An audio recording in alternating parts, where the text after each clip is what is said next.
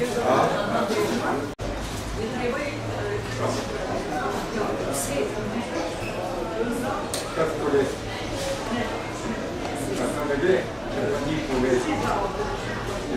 večer, dobrodošli na prvi letošnji sezonski razstavi v Galeriji Domžale. Čisto za začetek, količina članov Slovenske akademije znanosti in umetnosti se je zelo sumljivo povečala. Tako da, dobrodošli vsi, hvala, da ste prišli.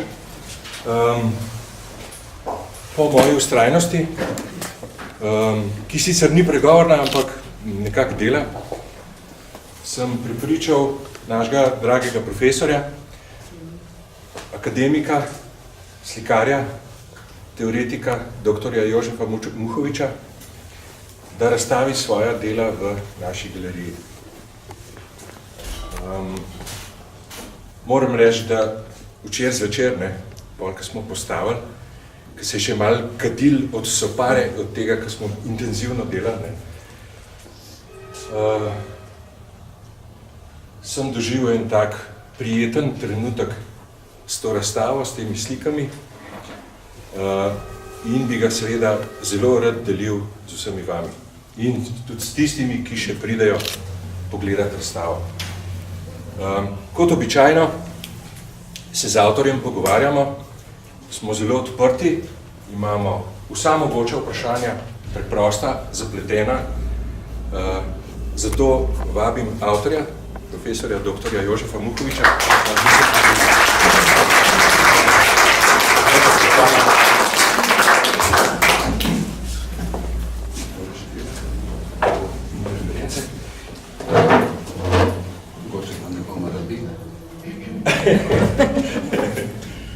Dela? Slišimo.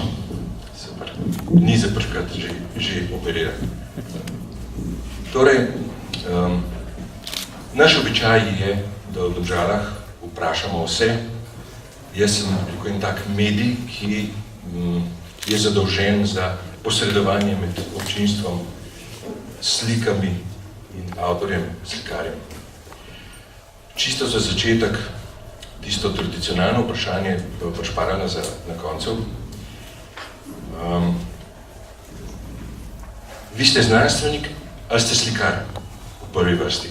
Ali ste oboje?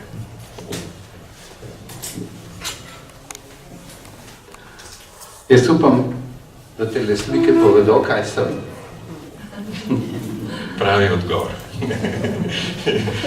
Če rečeva, mečkrat sem bil navihan in sem rekel kolegici, danes bova imela pomidva s profesorjem kolokvi v obratni smeri. In pa jaz sprašujem. Ja, enkrat je v redu, da mi vrnete. Ja, recimo. Torej, če začneva pri tem, da ste v resnici veliki mojster reda likovnikov, ki je sicer nekako kaotičen in neurejen, ampak mimo vas in mimo vaše obravnave, mimo vašega znanja, mimo tega, kar nam likovnikom in vizualcem posredujete, ne gre nihče. Prosim, komentar. Ja. Ko v letošnjem letu SAZU, prej ste vi napačno rekel, da sem jaz akademik, to ne velja, ampak izredni član, tako da ne bo nobenih nesporazumov, da si lastim kakšen naziv preveč in prekmalu. Ampak bila je ena lepa razstava v Narodni galeriji, profesor dr. akademik Milček Komelj je vsakega avtorja opremil z enim kratkim tekstom. Mimogrede je pa prišel na idejo, da opremi vsakega avtorja tudi z enim verzom. Moj vers, ki je mene skušal okarakterizirati, je bil po mojem mnenju dobro merjen odgovor na vaše vprašanje. Rekel je približno takole.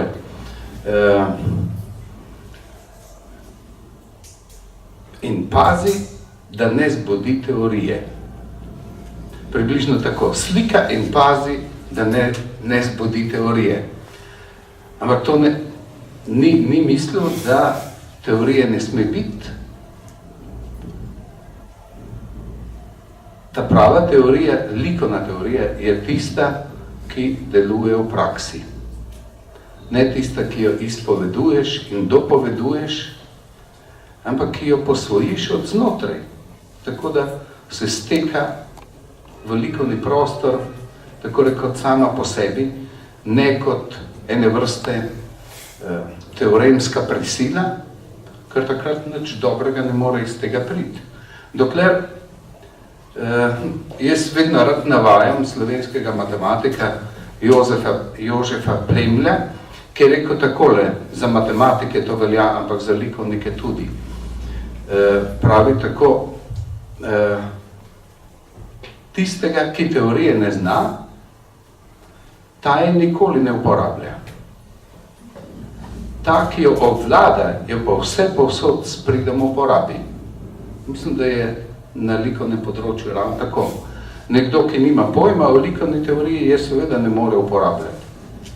Ta, ki jo pa dobro obvladajo, pa lahko uporablja, ker je tudi nekaj samoumevnega. Jaz si želim, da bi recimo študentje, ki so malo inficirani z likovno teorijo, to teorijo obvladali na tak način, da bi jo uporabljali, da je ne bi obvladali na tak način, da bi rekli, da jo obvladajo, ampak da bi pokazali, da jo obvladajo.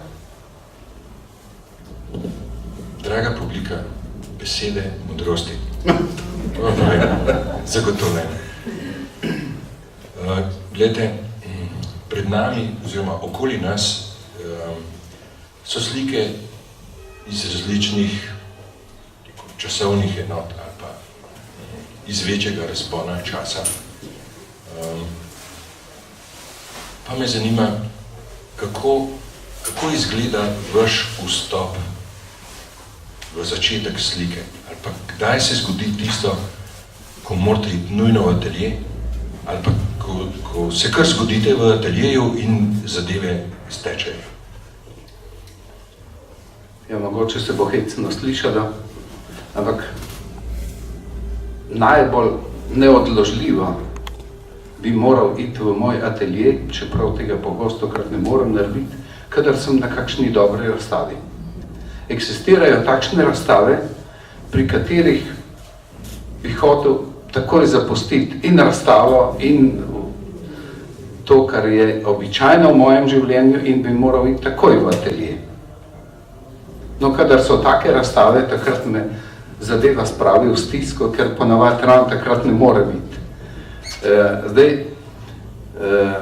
Pred časom sem v enem starem intervjuju francoskega slikarja Emila Bernara slišal, da so ga pa vprašali, oziroma prebral, vprašanje, kaj pravzaprav je njegov slikarski poklic. In odgovor je bil približno takšnle.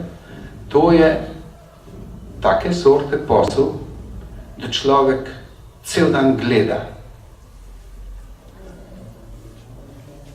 Moje najboljše, ali pa recimo moje ateljejsko delo je nenehno opazovanje, nenehno gledanje. Če vmes še kaj naredim, toliko bolje.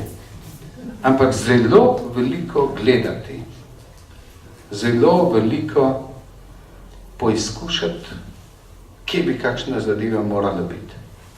Ko prideš pred prazno platno in ni gor nič, ko pičiš oblike, potem, ko oblike malo definiraš, potem jih začneš pozicionirati. In tista pozicioniranja so po moje takšne, ki najdlje časa trajajo. In slike ne neham gledati tudi potem, ko v kakšnem trenutku ocenim, da je gotova. Ker čez čas lahko ugotovim, da ni gotova, da rabi še svoje nadaljevanje. Včasih pa najdeš kakšno tako sliko, pri kateri se ti zdi, da še ni gotova, pa bi jo moral že zdavnaj nehati dopolnjevati. Tako da obe vrsti situacij sta. Drugače se pa seveda strinjam z Henrijem Matissom, ki je v svojih znamenitih slikarjevih zapiskih izpred 110 let zapisal tole. Pravi, slikar o svojem načinu dela nikoli ne more podati boljše izjave, kot jo podajajo njegove slike. To pomeni, karkoli jaz tukaj povem, o slikarstvu ne more povedati več, kot lahko slike povedo. Oziroma, če jaz povem več, kot povejo slike, potem je to strašno sumljivo. Če nekako povzamem vaš odgovor, prvič, tako je po našem druženju vsi v atelje. In drugič, o tem, kar delate, nič ne govorite. Skoraj ste že odgovoril tudi na moje naslednje vprašanje, ne glede na to, da v resnici, kot ste rekel, ni dobro govoriti ali pa slike več povejo kot 1000 besed. Imam še nekaj vprašanj. In sicer, tamle pred nami je ena ogromna, generalno rdeča slika, nekakšen omaž, oziroma čisto to pravi omaž Janezu Berniku. Kaj to pomeni? Kakšno zvezo ima Janez Bernik, ta slika in vi? Aha. To je težko vprašanje. Polovička. Ja. Najbolj enostaven skupni imenovalec je v naslovu. Janez Bernik je dal ciklus v svojih risb in slik naslov Sence na duši. Jaz sem ta naslov povzel, to pomeni, da smo se mi na nek način srečali ne ravno na oblikovni ravni, ampak na eni duhovni ravni. Zdaj, mogoče bo tole stara zgodba, če jo povem. V resnici mislim, da takole generalno gledano obstajata samo dva tipa slikarjev, če se zdaj omejim na slikarski poklic. Tudi kiparjev. Tudi kiparjev. Recimo, en tip je takšen, ki jih zanima zunanji svet, v katerem živijo, ga proučujejo, ga raziskujejo, ga opisujejo na najrazličnejše načine, od, kako bi rekel, takih strukturalnih do hiperrealnih. Drug tip, torej ti slikarji vidijo v slikarskem platnu, tako kot je to lepo povedal Alberti v svojem traktatu o slikarstvu, okno v predmetni svet. Slika je lahko okno, recimo, če se eno realistično ali pa hiperrealistično sliko predstavljate, ker je nimamo nobene tukaj, potem je lahko slikov, torej opna slikarskega platna, tako kot eno iluzijsko okno, v katerega se da gledati. No, drug tip slikarjev je pa takšen, ki jih bolj od tega, kar se dogaja zunaj, čeprav vsakega slikarja tudi to zanima to, kar se dogaja v njegovi notranjosti. Ti slikarji vidijo v slikarskem platnu ene vrste zaslon, na katerem se odigrava njihovo notranje življenje. No, moj osebni občutek je, da mi danes ne živimo v nobenem tako zelo profiliranem času. Recimo, propulzivne zgodovinske dobe, ki proučujejo zunanjost, vidijo v sliki okno. Tiste dobe, v katerih mora človek vzpostaviti ene vrste ravnovesje med zunanjim in notranjim svetom, pogosto krat vidijo v slikarskem platnu zaslon, na katerem se odigrava tisto, kar umetnik želi, tisto, kar misli, da želi, in tisto, kar bi novega rad iz samega sebe povedal. No, čas, v katerem smo, se mi zdi,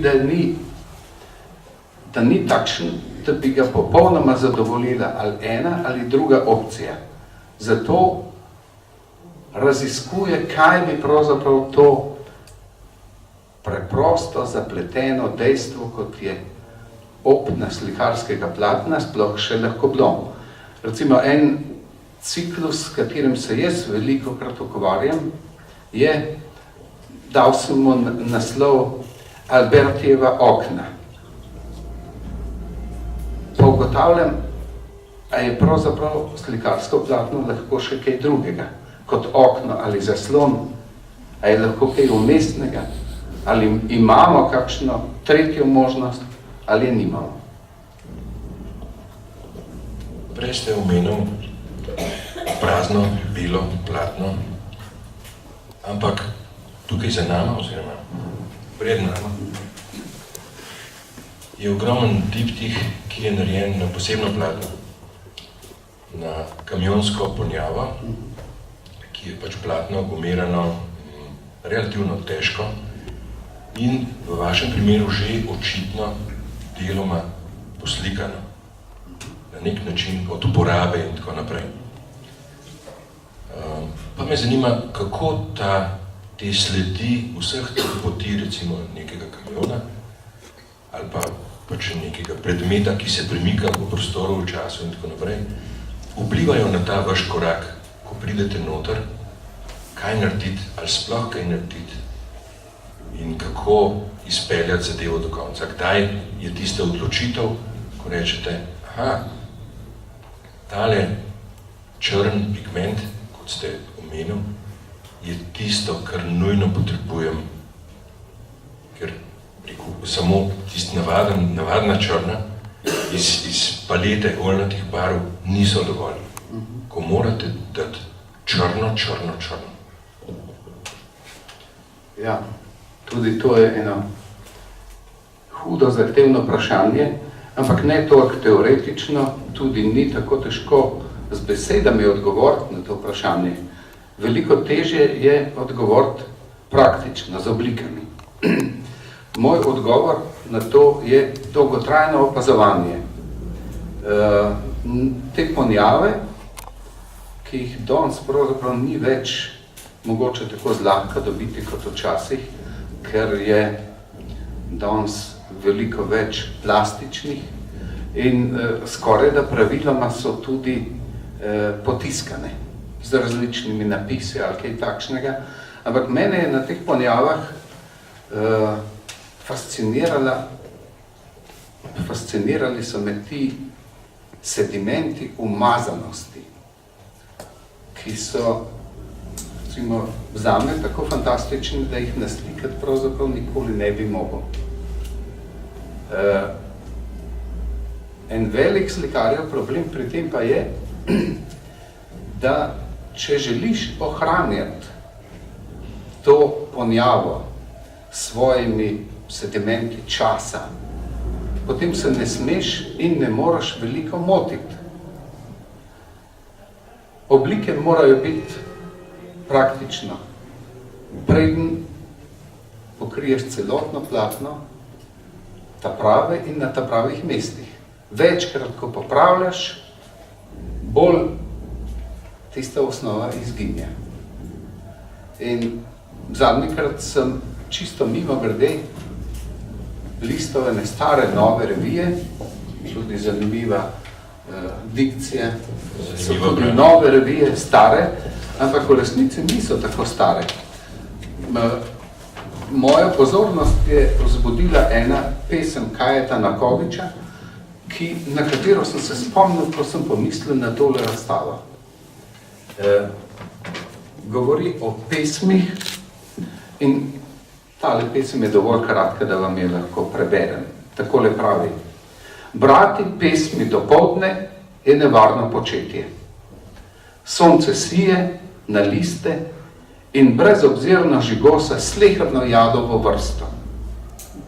Vidi se, če je tisto, kar se je zdelo po noči kot bolečina, samo piškavo samosmiljanje. Če se je duh samovšečno opajal s površnim zanosom in je naporno hojo zamenjal za lahek sprehod. Vidi se, če so namesto pravih besed prizor odigrale njihove dvojnice, lepo našemljene lutke, ki ne mečejo sence, in jim zdaj brani skopneti leživa sramota. Brati pesmi dopoldne je trda preizkušnja.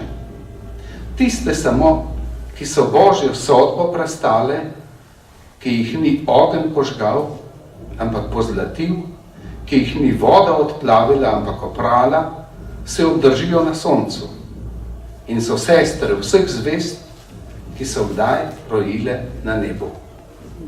No, na nek način bi lahko rekel, da je razstavljati slike na razstavi hudo nevarno početje.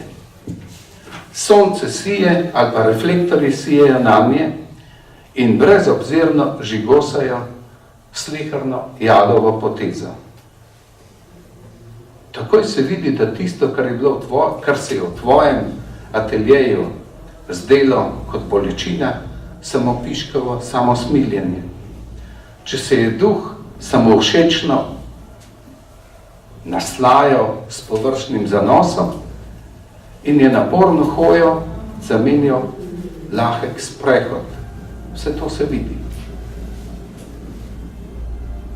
No, jaz upam, da boste vi ugotovili, a je bilo to tako ali je bilo kako drugače, oziroma če tele slike prestanejo, tako kot je naslov tele pesmi, Božjo sodbo, tako kot pravi pesnik. Tiste samo, ki so Božjo sodbo prestale, ki jih ni ogenj požgal, ampak pozlatil, ki jih ni voda odplavila, ampak oprala, se obdržijo na soncu galerijskih reflektorjev. Bomo videli, kakšna bo ta sodba. Draga publika, to je domača naloga. Ja, ne vem več, kako bi zastavil naprej, ampak imam še eno zelo konkretno vprašanje. V zvezi z glasbo, mislim, da je kot umetnost v resnici isto kot likovnost ali pa kot slikarstvo, kot kiparstvo mogoče malo manj, ampak zanima me vaš odnos, zasledimo v naslovih vaših del, tudi ena posvetila oziroma relacije do skladateljev, mogoče niti ne tako pretekle dobe. Pa me zanima to, a je glasba pri vas mogoče tak začetek, poriv v atelje, ali je to kontemplacija, ali je to takrat, ko motrite sliko? Ja, anekdotična zadeva je takšna. Kadar sem v svojem ateljeju v Savinjski dolini, pravim sosedu, če bo slišal glasbo, takrat mi gre, takrat lahko prideš. Če nič ne slišiš, ne vstopaj.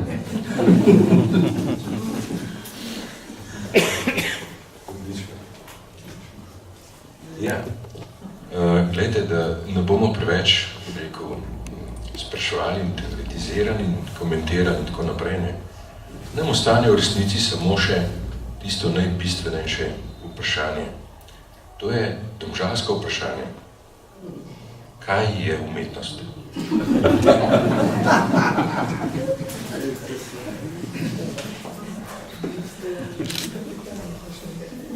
To je pa res težko.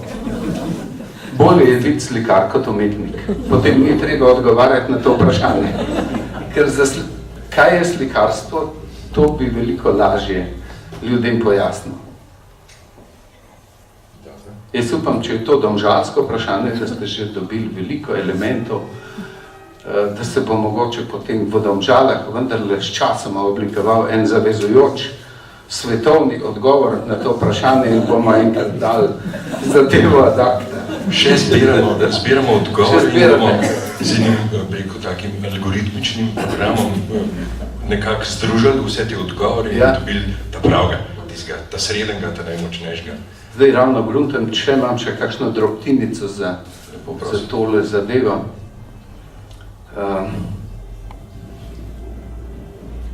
Na nek način je umetnost gotovo nekaj umetnega, ne nekaj naravnega.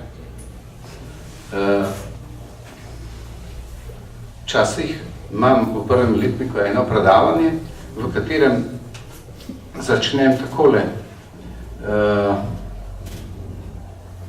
da je moj namen s tem predavanjem, da bi pokazal, kako je umetnost potrebno razumeti. Študente me hitro vprašajo, a je umetnost sploh potrebna razumeti? Pa jaz pravim, da je. In da imam dober razlog, dober argument za to. In potem pride tale argument o tem, da je umetnost nekaj umetnega, ne pa nekaj naravnega. In naslednja primerjava je s hojo. Vsak od nas se nauči hoditi po naravni poti, redko kdo od nas se spomni, kako smo se učili hoditi. Ampak prvohodčeva hoja pa ni dana po naravni poti, ampak moramo trenirati, da se obdržimo gor. Na nek način se mi zdi, da je tudi umetnik pravzaprav tisti, ki ravno tako hodi, ne samo na naravni način. Zdaj ne vem, kako bi rekel, če bi rekel nadnaravni ali izven naravni ali prinaravni. Umetni. Na umetni način, ja. In tisti, ki najbolj hodijo na umetni način, so po moje umetniki.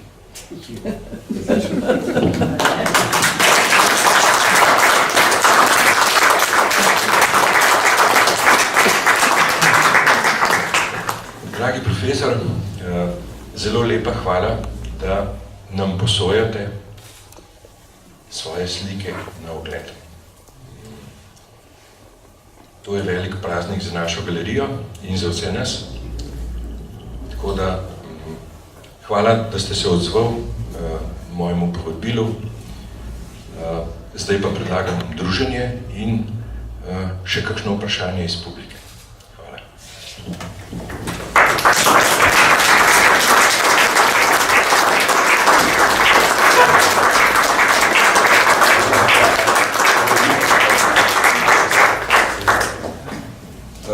Praznujemo naprej. Izvolite.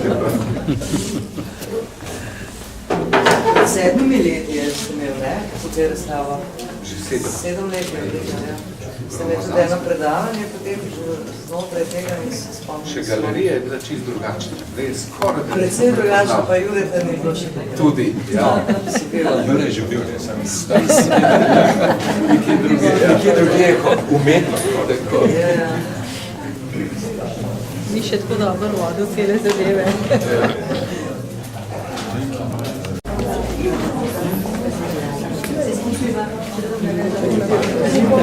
A veš? Jaz bi...